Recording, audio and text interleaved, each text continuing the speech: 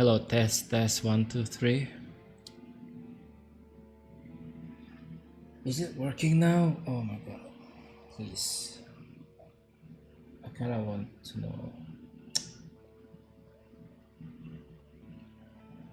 Um okay. Come on. I need to hear it.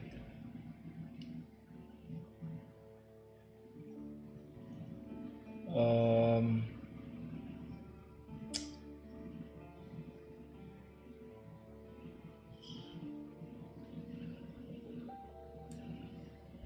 hello? Test.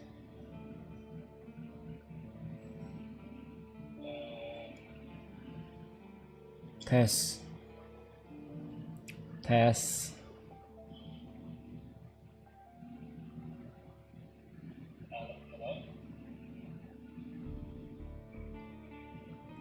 Test.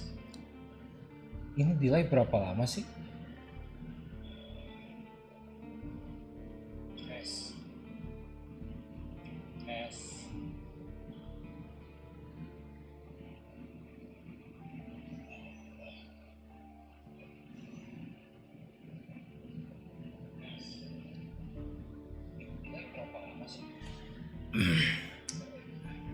Ya udahlah, nggak penting. Right,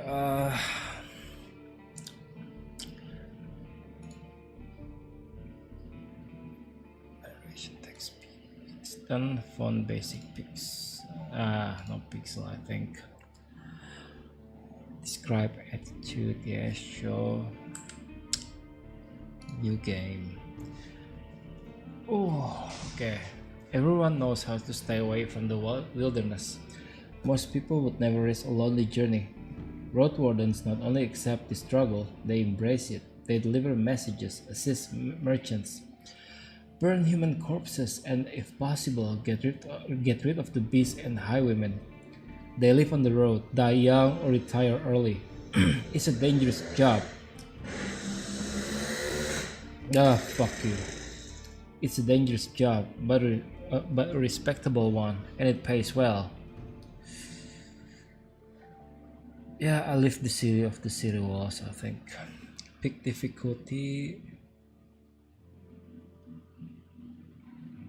Wait.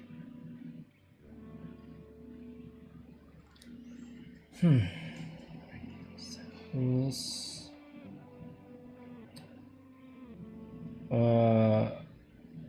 I'll try standard. I have no idea how this plays anyway. The wall is still standing. There are no walls around. No stench of blood. Good signs. This should be the place you're looking for. You're supposed to meet with a group of soldiers, but you hear no voices, no sound of labor. The gate is ajar, but the camp isn't safe. It may keep away the goblins and pebblers, but not peaceful, nor trolls, and the night is near. Your palfrey breathes heavily. It had a long day.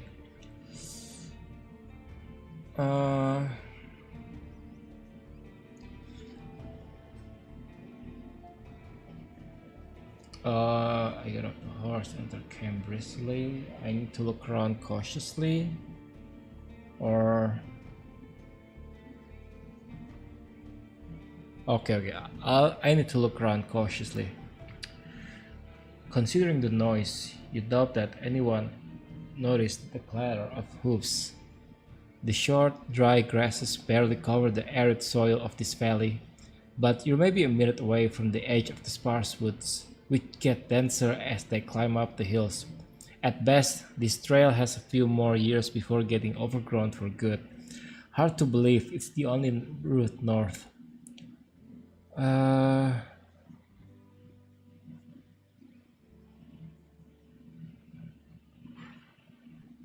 Alright, I dismount and sneak to the gate. Let's peek inside.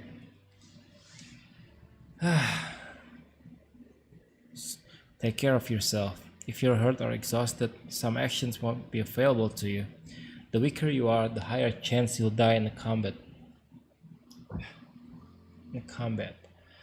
Your heavy boots hit the ground and the pain of the long ride finally catches up with you. You stretch out, bringing your back and legs comfort. All you want now is a table, a decent chair, a nice mug of beer, and some warm stew. With any luck, your eggs won't be needed here. I approach the gate slowly. If it's a military camp, it doesn't look that part. Plenty of wasted space, the fire pit is cold. Two people are sitting at the table, tired and disheartened. They are looking in different directions, paying no attention to one another. One of them is holding a cup. After a moment, you notice the quiet humming. You recognize the melody of a light-hearted drinking song from the city harbor.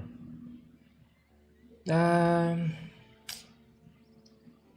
they don't look like much of a threat I can enter. It takes them a few breaths to glance in your direction. The first person greets you with a wave of his hands. There are bags under his eyes. His beard is messy. Despite his simple shirt, he's wearing durable, decent boots. A mace with a head covered in iron hangs at his side, but he doesn't reach it. He doesn't reach for it. I take a look at the second soul. Just like you, she's wearing a gambeson, but hers is a bit loose. As if she took it off a corpse, her head is shaven, as if she's protecting herself from flesh-eating bugs. Her eyes are weary, yet kind. She smiles. Considering the squad, considering the squad was sent here half a year ago, these two surely look the part, though there should be more than them. 8, you believe. I let them speak first. What is it? Before dusk. It's nice to see an unharmed traveler in this godforsaken shithole. Makes me just a tiny bit hopeful. The bearded man's voice is strong yet timid. You'll be staying the night with us, I guess. We're soldiers, he and I, adds the armored woman. Her voice switches from half asleep to relaxed. We'll do our best to keep the camp safe, but if you were to take the first watch, it would be a huge help. Travelers ought to help each other, won't you say? You think for a moment. To fully rest, you need a good sleep. I'm exhausted. The man looks away. If you say so, though better keep your axe nearby. The nights here can get spooky. I'd say sinister. The other soldier snorts. Ask them about the lieutenant. I wonder how to phrase your question. Whenever you meet new people, you can influence how they perceive you by selecting one of these attitudes. Playful, no.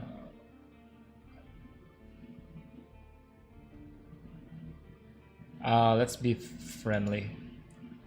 I was hoping to meet with you, Lieutenant. With you, Lieutenant. Could we talk for a bit? The woman lets out a loud sigh, dusts off her gambeson, and steps towards you. She pays little attention to the sword at her side. We most definitely can, you and I. Though holding this rank is still somewhat new to me. Are you a messenger?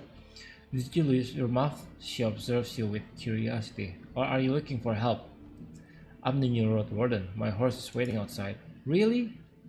The soldier in shirt leans forward. That explains how you got here in one piece all by yourself. Better bring your beast here, adds the lieutenant.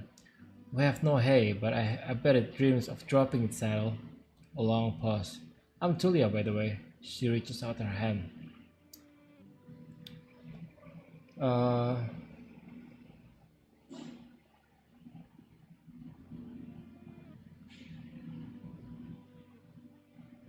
uh,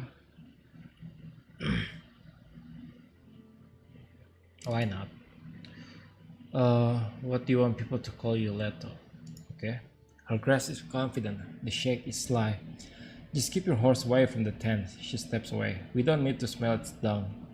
Ah, there's this one issue. The soldier in the shirt also rises to his feet. We have no tent to spare. You'll have to use blanket or something.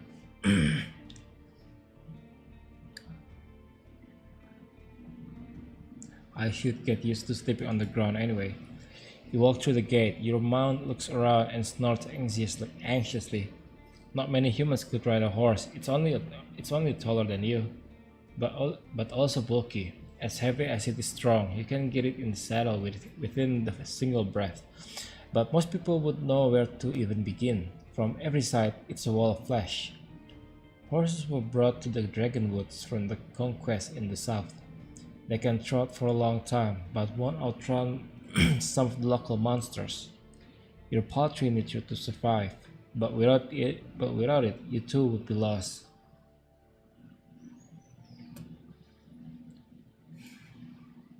It's only my companion here. I want to feel at ease. It takes a few steps towards you, scolding you with another snort. You scratch the bottom of its neck with strength and confidence, just the way it likes it. Humans see useful animals and even pets as monsters in disguise. Getting emotionally attached to them is believed to lead humans to their doom, but you know that horse need companionship. I speak to it gently and lead it to camp. You end up next to the fire pit. Removing the saddles makes the horse nicker with relief. You take a couple of minutes to examine its back, just in case. While the riding equipment is not that heavy for such a strong animal, with enough time it starts to shave. Is it right? He wished it had something better to eat than this shabby grass. You should look for an inn. I need to unpack. You haven't brought that many things, and you lost one of the sacks while fleeing the Crimson Corpse Eaters. Worst of all, you have no rope left, but maybe the soldiers could share one. Shouldn't cost more than a dragon bowl. Aside from the travel set, you own a few valuable possessions, essential for your trade. Uh, I spend my savings on decent combat equipment. I have a fine gambeson, an axe made of steel, and a reliable crossbow with quarrels. I have talisman that help me use my powers, as well as an iron axe and one gambeson. I carry writing instruments and alchemical ingredients, as well as an iron axe, a worn gambeson, and small healing. I want to learn more. As a fighter, you'll have an easier time in physical challenges, thanks to your superior equipment and hidden bonuses during dice rolls. You'll be physically more capable than the other classes, what opens unique opportunities during some social interaction. It's the best class of RPG beginners. The fighter's weakness is their reliance on physical strength. Your special abilities won't be available to you if your vitality points drop to zero.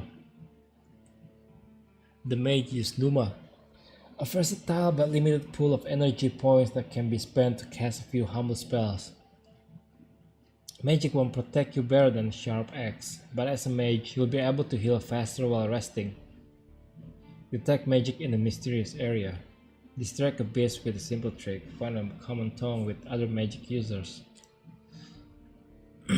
Using the mage powers too freely will result in having no Numa left when you need it the most.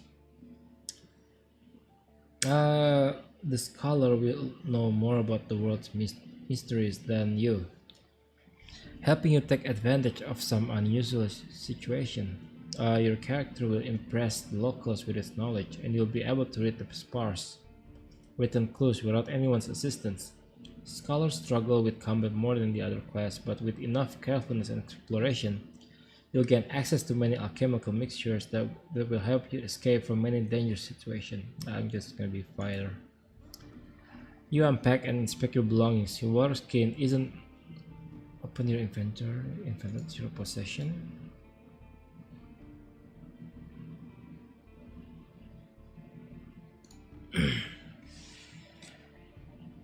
Your water skin isn't pierced. The spare clothes are still here, just in case. You take a look at your wooden bowl and mug, your cape, tinderbox, bandages, foot rations, knife. Nothing special or too cumbersome. From time to time, your routine helps you avoid mistakes, but this doesn't make it any more exciting. They're at the table again, observing your beasts and chatting between themselves. Your stomach growls at the sight of them eating out of wooden bowls. One more bowl and must put the previously unused end of the table. You can sit down on a tree log.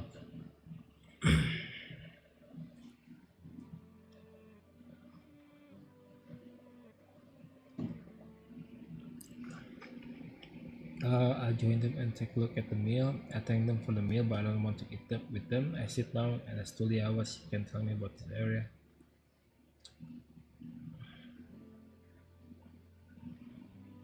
Armor, vitality. I thank them for the meal, but I want to wait with them. I sit down and study what she can tell me about this area. She's focused on and chooses her words carefully. She looks away only when she gathers her thoughts. I'm afraid I can tell you less than I would like to and less than I should.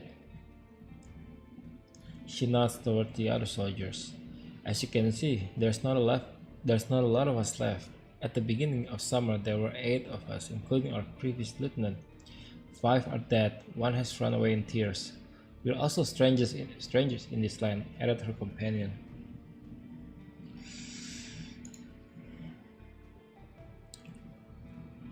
Any piece of information may help me do my job?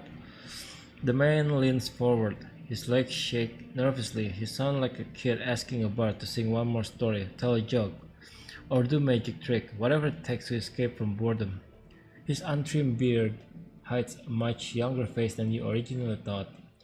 What did the officials tell you? I expect not that much. No soul govern these lands. What if discovered should stay assure I consider to be relevant. You tell the soldiers how little guidance you've received, since this area is too far away from Hoflavan to keep it under control. You were warned that it's untamed and unknown. Who knows how many villages, bandits, or monsters may be found in these unmapped hills and forests. From time to time, new people come here to look for bonus opportunities. Most of them never return. Do they turn into walking corpses or find what they are looking for? No soul could tell me, so I was looking for your guidance. The lieutenant drinks from her cup and crosses her legs, ankle on knee. Seeing her chair makes you doubt she'll ever find a comfortable position. Where should we start? Uh, what should I know about the peninsula? I'll tell you what I know, and you'll be the judge, says the lieutenant. How long did it take you to get here from the city? On distant Palfrey. I guess it would be 3, 4 days. When you confirm, she continues. From here you can reach the coast in about a day, as long as you don't make any stops. Do you know the situation? Why no ships can get here? You nod. The sea route allows Havlavan officials to keep in touch with the coastal villages, collect taxes, move the soldiers, collect lumber, deliver tools, but maintaining order on a wild coast such as this one is like filling the ocean depths with coins. Because of the rock, you can hardly stop a 5 ship miles from the shore, and boats can get much closer. She nods. I don't know much about fishing, but there's not that many people living by the shore, and I don't crave to stay in touch with the city folk. As she pauses, her companion carries on. No soul from the north ever came to the camp, but when they travel to roadside inn, Pelt of the North, they're happy to trade and to play dice. Wanted to stay at one of the settlements. The man cleared his throat.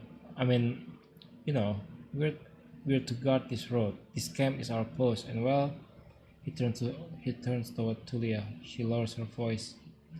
Don't take it the wrong way, Leto, but are you a devout soul?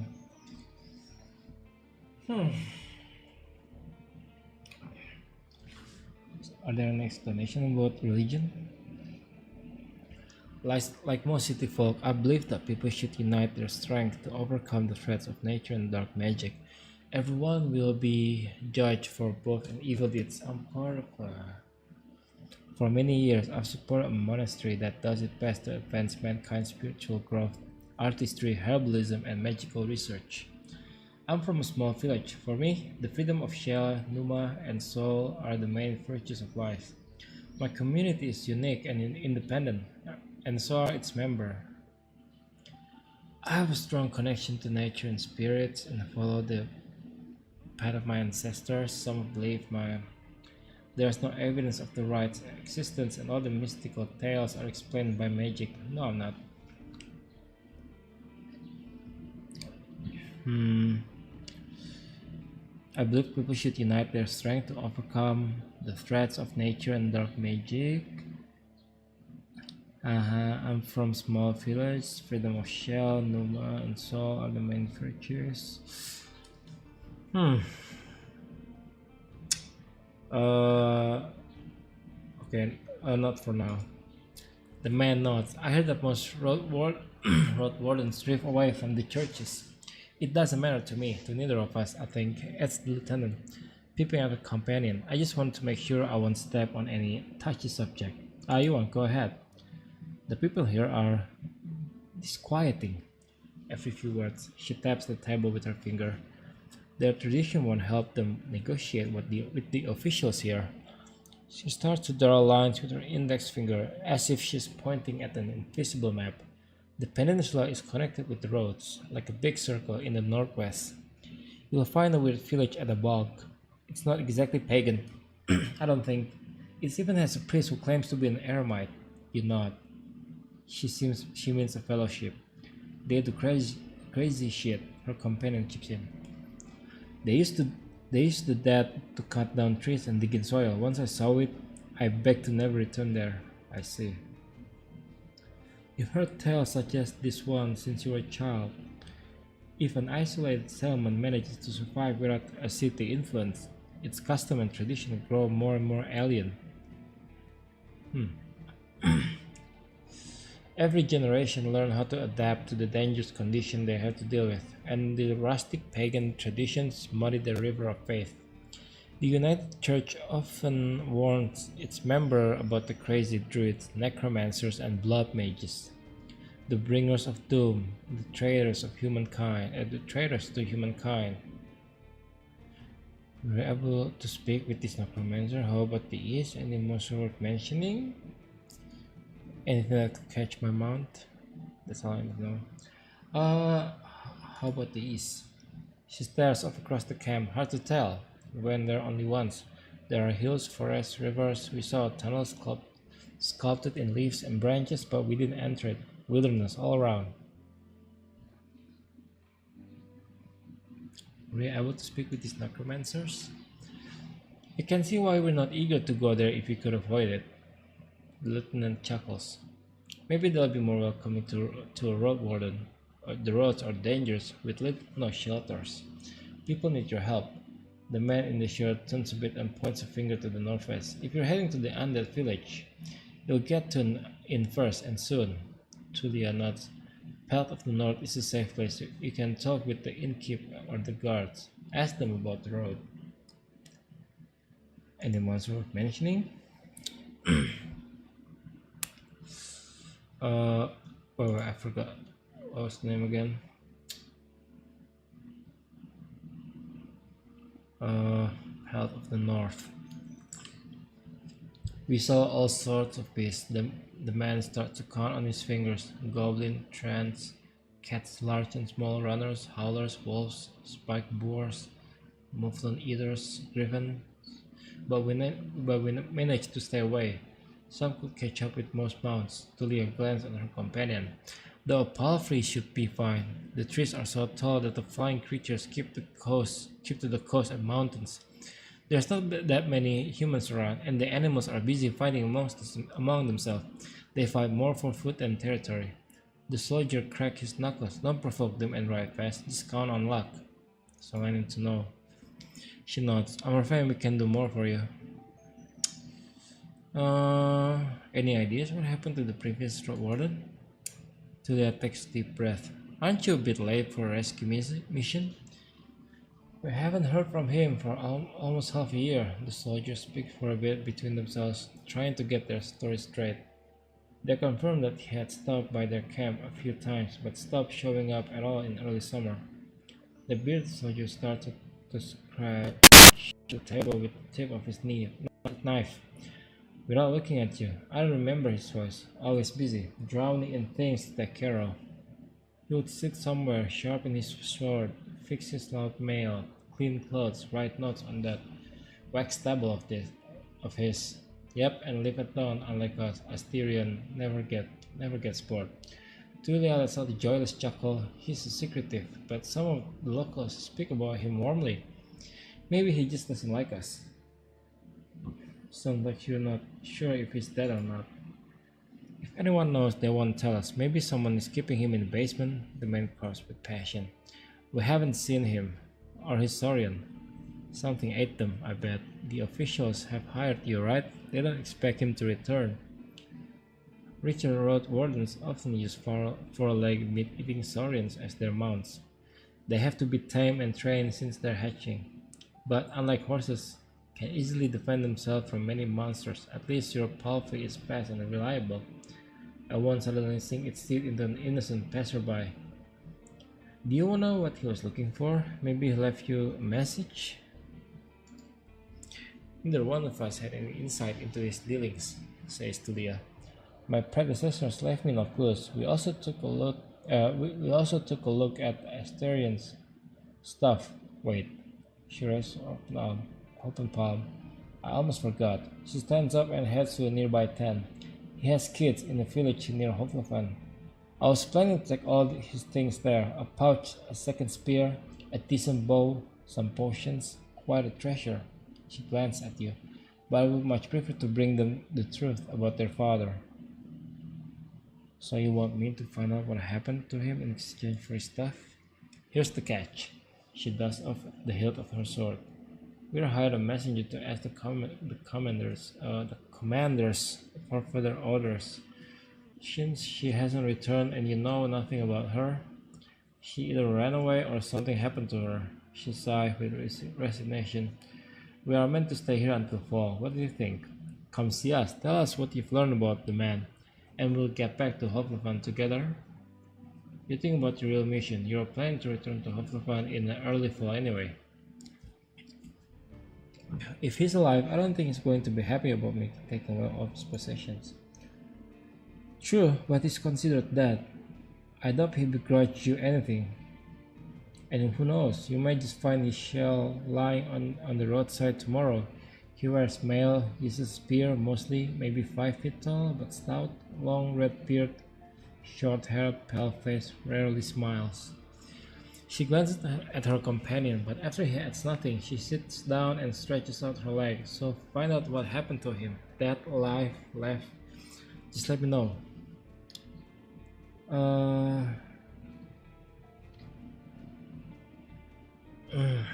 Shit. Starting to get sleepy.